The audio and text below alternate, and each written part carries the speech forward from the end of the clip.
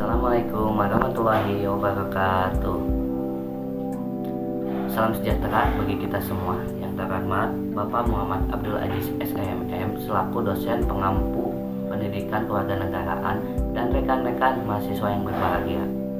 Puji syukur, marilah kita panjatkan kehadirat Allah Subhanahu wa taala karena beliau telah memberikan kita nikmat sehat dan nikmat keselamatan sehingga kita masih bisa bertatap maya pada saat ini. Tidak lupa salawat serta salam semoga tercurahkan kepada baginda Rasulullah Shallallahu Alaihi Wasallam. Sebelumnya izinkan memperkenalkan diri. Nama saya Nabil Salim Antariksa selaku moderator dari kelompok 4 Rombel B yang akan membimbing diskusi pada hari ini. Di sini rekan-rekan saya akan mempresentasikan model-model demokrasi Indonesia dan perkembangan demokrasi di Indonesia. Saya harap teman-teman dapat menyerap apa yang kami sampaikan kepada teman-teman atau rekan-rekan saya. Saya persilakan. Model-model demokrasi.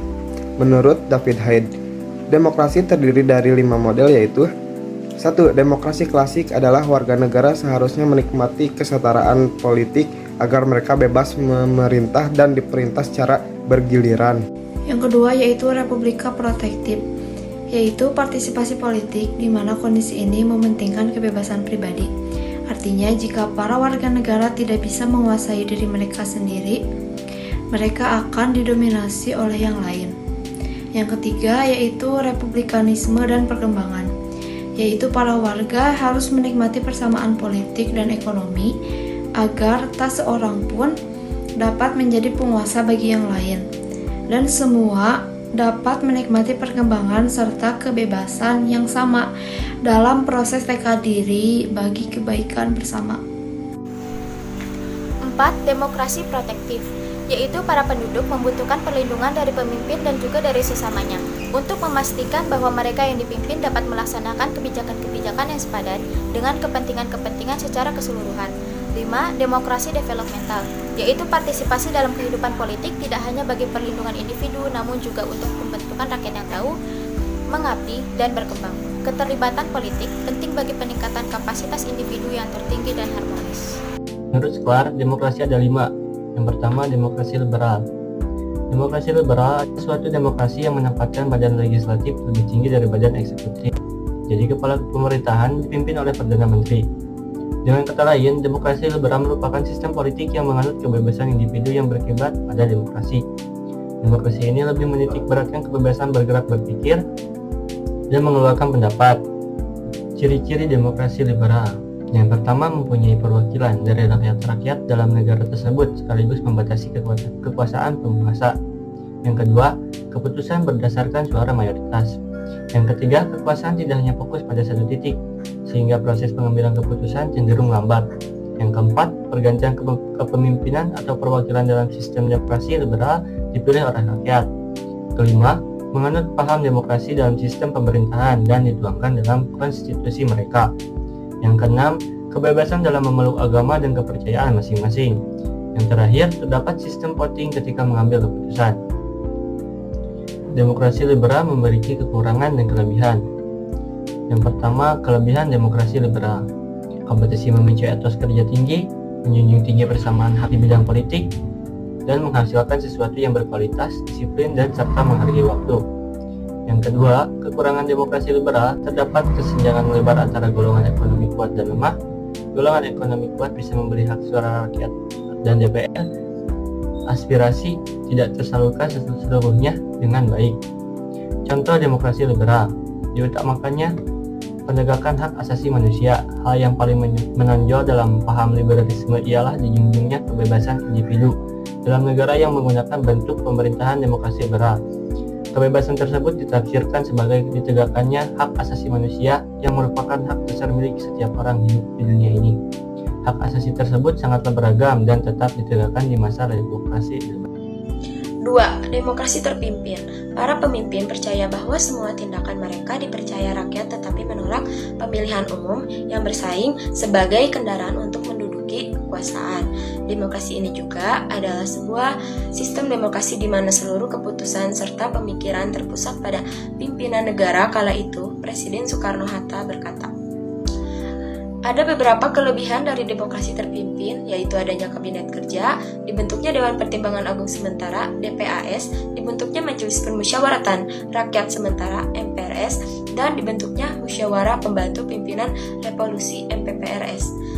Dan ada juga kelemahan dari demokrasi terpimpin, yaitu mengaburnya sistem kepartaian partai, melemahnya lembaga legislatif, hak dasar manusia sangat lemah, puncak anti kebebasan pers, dan otonomi daerah sangat terbatas.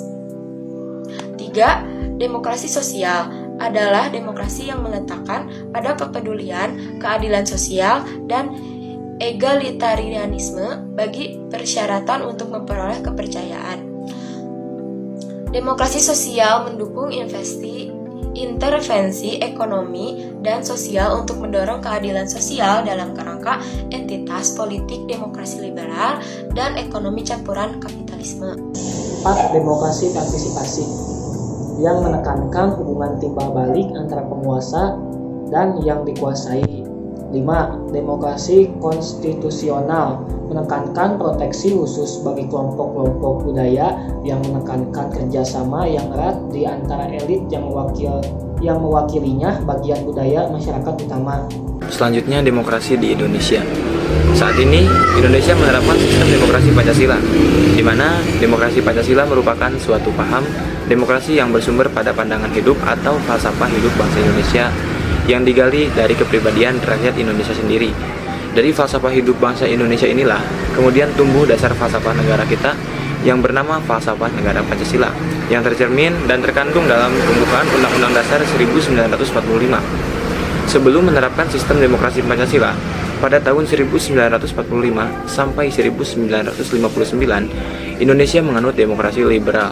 Dan pada tahun 1959 sampai 1965, Indonesia menganut demokrasi terpimpin. Indonesia merupakan negara demokrasi sejak awal berdirinya tanggal 17 Agustus 1945 karena dalam proses kerjanya, Presiden bertanggung jawab kepada MPR. MPR merupakan badan yang dipilih oleh rakyat.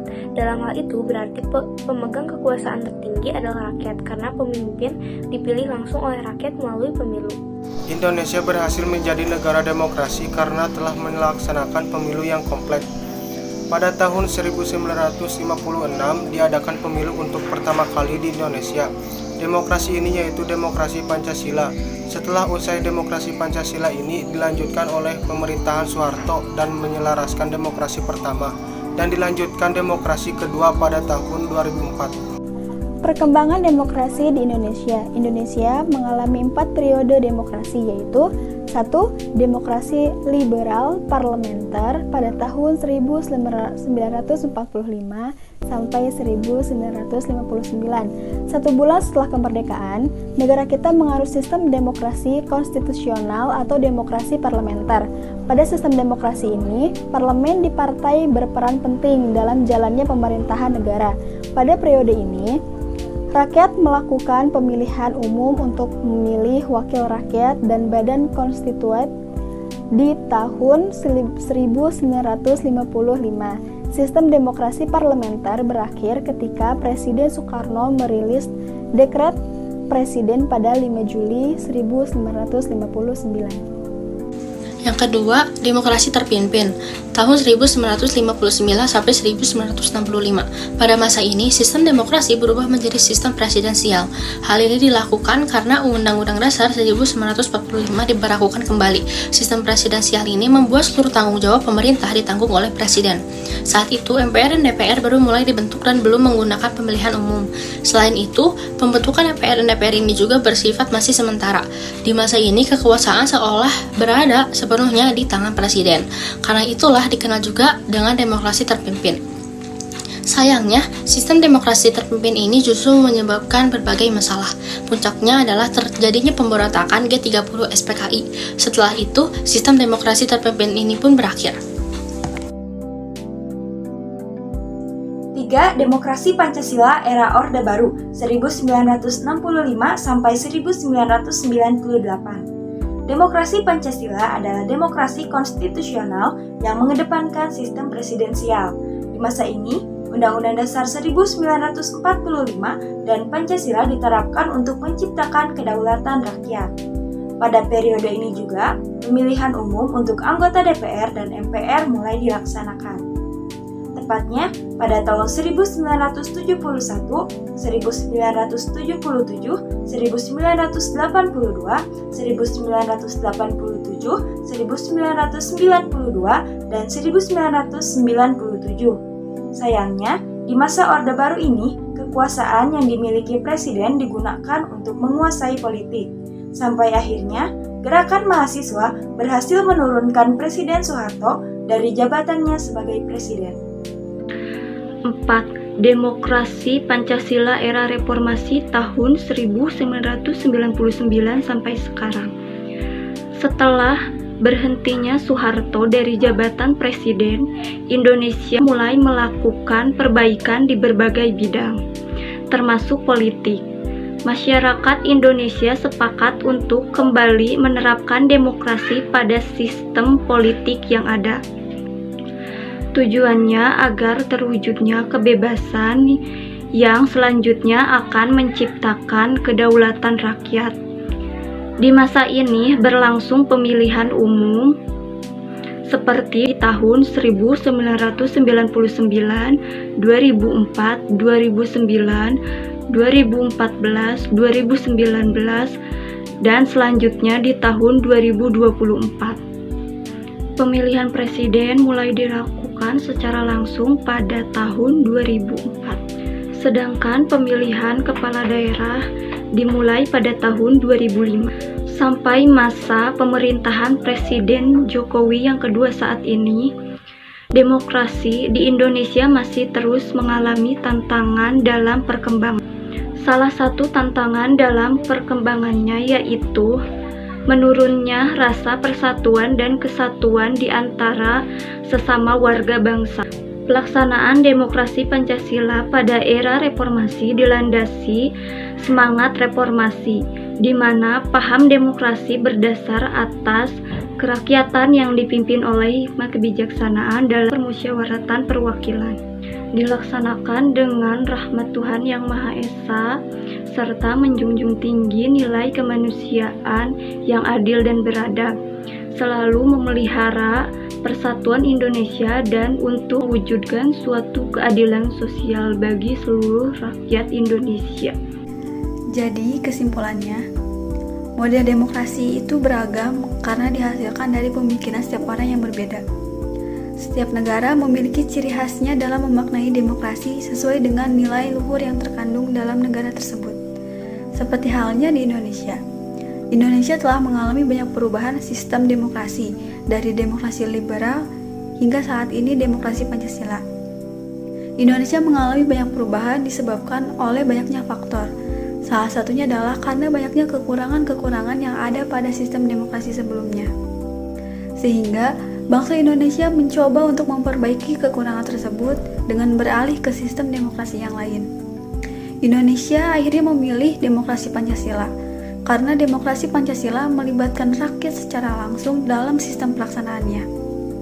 Selain itu, demokrasi Pancasila juga bersumber dari nilai dan kepribadian bangsa sendiri, yang sudah melekat dengan jati diri bangsa Indonesia.